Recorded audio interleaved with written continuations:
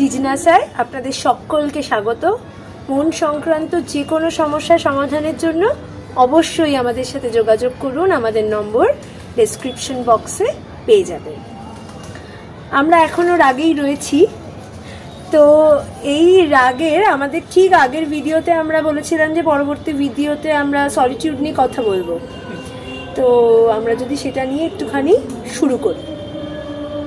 সলিটিউডের main অপোজিটটা কি? Loneliness. লোনলিনেসটা মধ্যেই লুকিয়ে আছে ভয়, একাকিত্বের ভয়। আমরা একা হতে চাই না।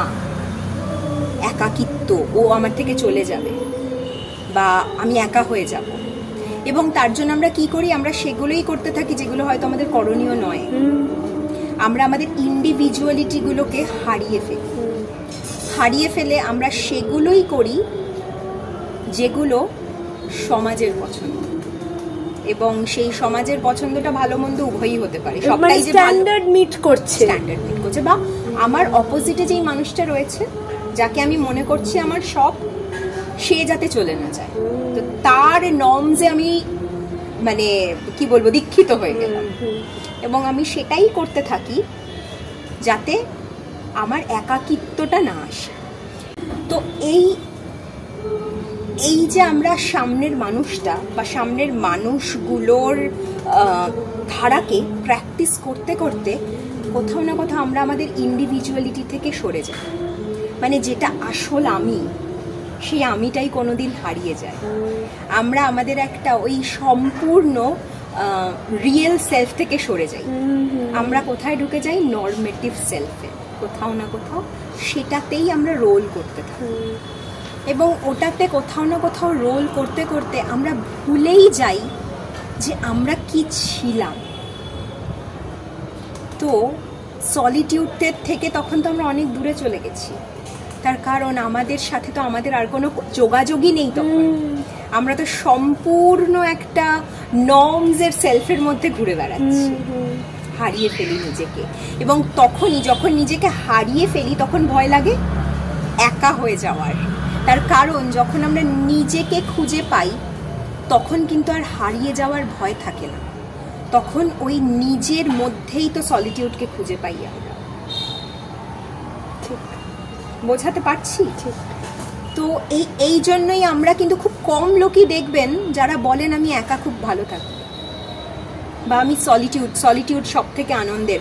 যারা সোলো ট্রিপে বেরিয়ে যাচ্ছে, যারা নিজের মতন করে থাকছে, যারা একা থাকতে, তার মানে কি তারা চিরদিনই একা ঘুরতে ভালোবাসে? না, তারা কিন্তু তার বন্ধু বান্ধবের সাথেও আনন্দ করে, কিন্তু তারা কিন্তু নিজের সাথেও আনন্দ করতে জানে।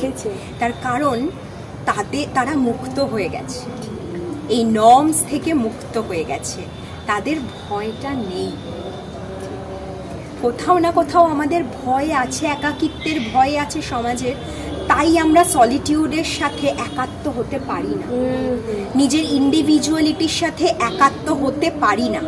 আমরা সেদিনকেই নিজের সাথে নিজে কানেক্ট করতে পারি যখন আমাদের আর কোনো ভয় থাকে না, তখন রাগও আসে না যে ও ছেড়ে চলে গেলে আমার কি হবে। এখান থেকেই তো আমাদের রাগেরও উদ্রেক হচ্ছে, এই লোনলিনেসের টেনশন, ভয়, আমার কি হবে, আমি থাকতে পারবো তো, তুমি চলে যাচ্ছ আমাকে ছেড়ে, কেন যাচ্ছ, এই যে ভয়টা।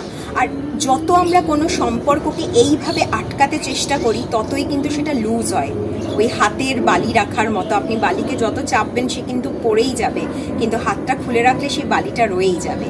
এবং আপনারও কিন্তু ভয় থাকবে না, যে আমাদেরও কিন্তু আর ভয়টা থাকবে না যে আমরা একা হয়ে যাচ্ছি, তার কারণ আমরা মুক্ত, আমরা আমাদের ইন্ডিভিজুয়ালিটির সাথে কানেক্ট হয়ে গেছি।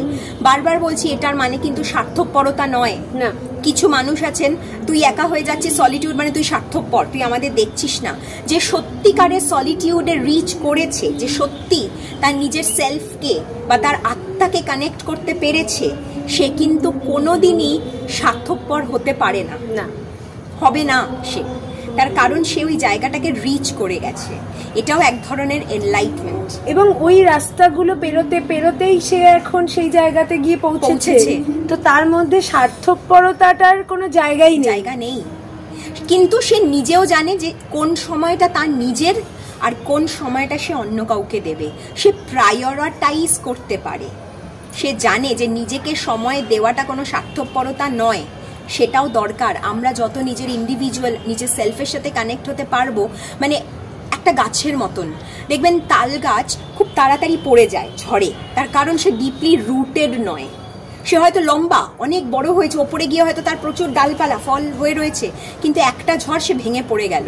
কিন্তু বট গাছ সে কিন্তু অনেক লম্বা হয় না, কিন্তু সে তার ঝুড়ি দিয়ে চারিদিকে কিন্তু তার একটাই ব্যাপার, সে ডিপে রয়েছে। সে তার নিজস্ব ইন্ডিভিজুয়ালিটির সাথে কানেক্টেড, সে তার সেলফের সাথে কানেক্টেড। তার গাছের ফল আমরা ভালেই না খেতে পারি, হয়তো শুধু পাখিরাই তার ফল খায়, আমরা খাই না, কিন্তু বট গাছ কিন্তু আমাদের দেশের ন্যাশনাল গাছ, তাই তো, আমাদের জাতীয় গাছ। এবং একটা বট গাছ কিন্তু শুধুমাত্র নিজেকে ভালো রাখছে তা না, কত লোককে ছায়া দিচ্ছে, কত পাখি ওখানে বাসা বানাচ্ছে। আমরা এটা নিয়ে একটা ভিডিও করেছি, একবার একটু পেছনে গিয়ে দেখে নেবেন। তো সেই বট গাছের মতন হলেই কিন্তু আমরা আমাদের নর্মসগুলো থেকে মুক্ত হয়ে নিজের ইন্ডিভিজুয়ালিটির সাথে আনন্দে থাকতে পারবো, একদম সলিটিউডকে সেদিনকে বুঝতে পারবো, আর লোনলিনেসটা যে শুধুই একটা ভয়ের বহিঃপ্রকাশ, এটা থেকেও মুক্ত হয়ে যাব। নিজেকে প্রশ্ন করুন, নিজের অন্তরে প্রবেশ করার চেষ্টা করুন, আমরাও করছি আপনাদের সাথে সাথে। এবং আপনাদের ভ্যালুয়েবল কমেন্ট, আপনাদের ভ্যালুয়েবল বক্তব্য আমাদের জন্য খুব ইম্পর্ট্যান্ট। তাই আপনারাও আমাদের সাথে জুড়ে থাকুন, আমরাও চেষ্টা করছি আরও বেটার হতে, নিজের সাথে আরেকটু কানেক্ট করতে পারলে আপনাদের সাথেও আমরা আরও বেশি করে কানেক্ট হতে পারবো। আর যত আমরা নিজের থেকে সরে যাব ততই কিন্তু আপনাদের সাথেও আমাদের এই বন্ধনগুলো ফিকে হতে থাকবে। তাই আমরা নিজেদের সাথে নিজেকে কানেক্ট করার চেষ্টা করছি এবং সাথে অটোমেটিক্যালি আপনাদের সাথেও জুড়ে যাচ্ছি। ভালো থাকবেন, নমস্কার।